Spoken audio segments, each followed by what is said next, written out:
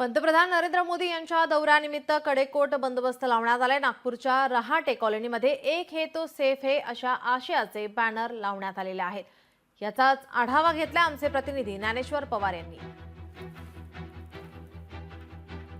देशाचे पंतप्रधान नरेंद्र मोदी हे आज नागपूर दौऱ्यावर आहे आणि त्याच अनुषंगाने आपण जर पाहायला गेलं तर संपूर्ण नागपूर शहरामध्ये आहे ते पोलिसांचा कडेकोट असा बंदोबस्त जो आहे तो लावण्यात आला आहे। एकूणच 4000 पेक्षाही पोलीस अधिकारी आणि कर्मचारी जे आहेत ते पंतप्रधान नरेंद्र मोदी यांच्या सुरक्षेसाठी पूर्ण नागपूर शहरामध्ये तैनात करण्यात आलेले आहे। काही अधिकारी बाहेरच्या जिल्ह्याहून देखील या ठिकाणी सुरक्षेसाठी बोलवण्यात आले। मात्र सर्वात महत्त्वाचं आपण पाहायला गेलं तर मी आता रहाटे कॉलनी चौकामध्ये आणि या ठिकाणी पंतप्रधानांच्या स्वागतासाठी काही बॅनर लावले आहे आणि बॅनरवर आशय जर पाहायला गेलं तर विधानसभा निवडणुकीत जो नारा दिला गया होता एक है तो सेफ है तो आशय आज देखील विशेषतः म्हणजे या बॅनरवरती या ठिकाणी उल्लेखित करण्यात आला आहे। कारण की आता नुकतंच जे आहे ते नागपूरमध्ये हिंसाचार घडलं होतं आणि त्यानंतर पंतप्रधानांचा हा दौरा आहे, त्यामुळे कुठेतरी हिंसाचार करणाऱ्यांना हा एक मेसेज देण्याचा प्रयत्न जो आहे तो भाजपकडून केला गेला आहे। काय सांगाल, पंतप्रधान नरेंद्र मोदीजी आज येत आहे, विशेष म्हणजे आज हिंदू नववर्षाचा आज पहिलाच दिवस आहे आणि मोदीजींचं आगमन देखील नागपूरमध्ये चांगल्या वातावरणात आज महाराष्ट्राच्या नवीन वर्षाचा दिवस आहे।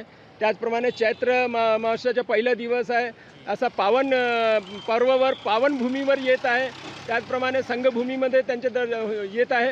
तर भारतीय जनता पार्टीचे जे जितकेही कार्यकर्ते आहेत त्या कार्यकर्त्यामध्ये नागपूर वासियांचा पूर्ण जल्लोष आहे आणि त्यामध्ये सर्व लोक त्यांच्या स्वागतासाठी आतुरतेने वाट बघत आहे। संपूर्ण दौऱ्यामध्ये जे आहे ते राज्याचे मुख्यमंत्री देवेंद्र फडणवीस असतील, केंद्रीय मंत्री नितीन गडकरी असतील, त्यांच्या सोबत राहणार आहे आणि आपण पाहायला गेलं तर मोठा उत्साह जो आहे तो पंतप्रधान नरेंद्र मोदी यांच्या दौऱ्यानिमित्त भाजप कार्यकर्ते आणि पदाधिकाऱ्यांमध्ये सद्यस्थितीमध्ये पाहायला मिळतो आहे।